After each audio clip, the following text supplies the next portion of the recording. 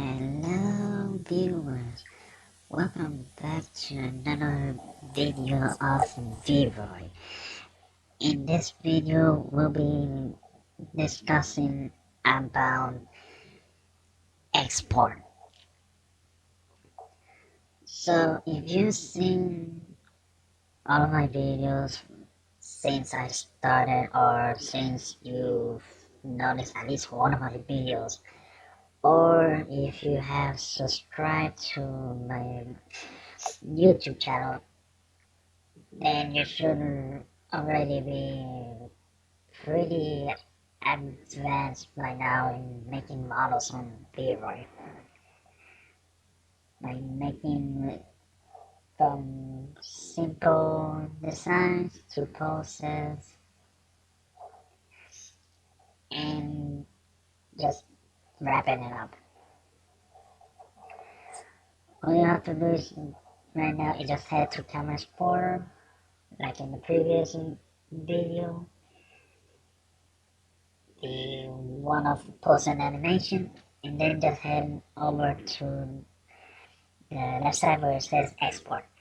Now here by default your model is gonna make a T-pose. That's standard. Here it's gonna be telling you the amount of triangle it has. Yeah, I know it's a lot. And the materials, that will be telling you everything from textures. It's kind of the style of modeling, like PMS. And in bones, it will tell you, where does it actually begin, like in the base over here. And, the structure of the human body. Afterwards, you just hit export, and then it'll be giving you some more settings and more important documentation, to say that is. So here you can actually say the name of the character, who made it, or the contact information, to say that is. And over here it says clearly, personalization / character permission.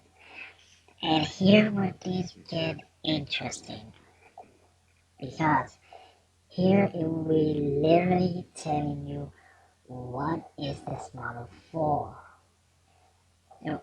for what purposes, and so on, what type of permission it has.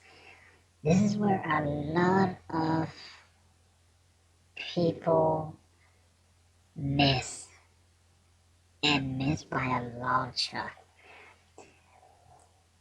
On the previous video, I believe is the one of the introduction of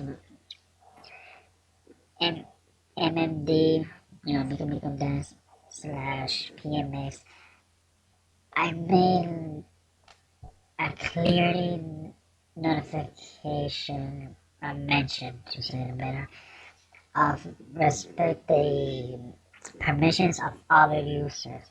This is where they actually fail to notice. See, here they actually tell you what is it for.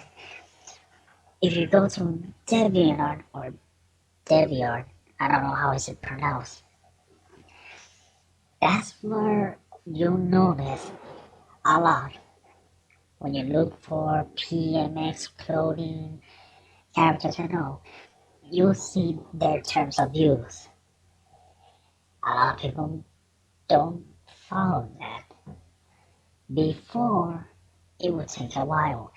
Now, they know, they find out, and they shut down the download it, they block it, or they stop giving it. This is a slightly better version because of this. This is basically known as the Creative Commons license. As you can see, it's a natural variety of them. So it's single license, it tells you specifically what's it for and what are their terms. When you finish all of this, just press OK. But one thing to know is that you need to know the terms of use of every character, especially if you'll be making a VTuber out of it.